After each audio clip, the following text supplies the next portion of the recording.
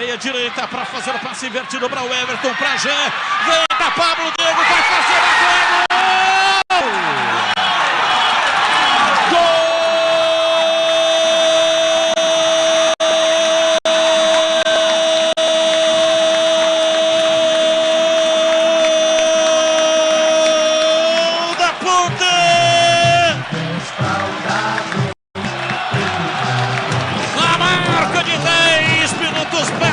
Segundo tempo, numa arrancada espetacular, Jean partiu pela direita, tabelou com o Everton, voltou, a bola passou pelo Jean e veio para Pablo Diego, entrada na área, ele dominou com o pé direito na saída do goleiro Leandro, bateu firme, mandou a bola no fundo do gol da Briosa Santista, no virou a vir para cima da Portuguesa Santista. Pablo Diego, a marca do artilheiro, mandou a bola no fundo do gol. A bola gosta de rede, é de rede que a bola gosta. É Zamada, Ponte Preta, dá-lhe Macaca, dá-lhe Ponte Preta, a torcida vibra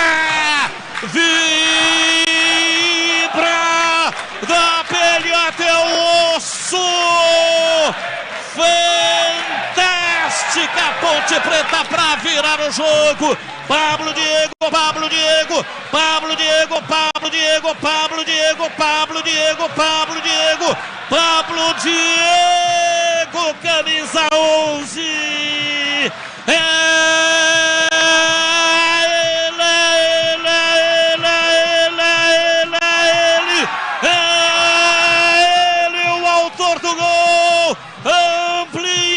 Majestoso, Ponte Preta 2, Santista 1 e o detalhe do gol é seu Vladimir.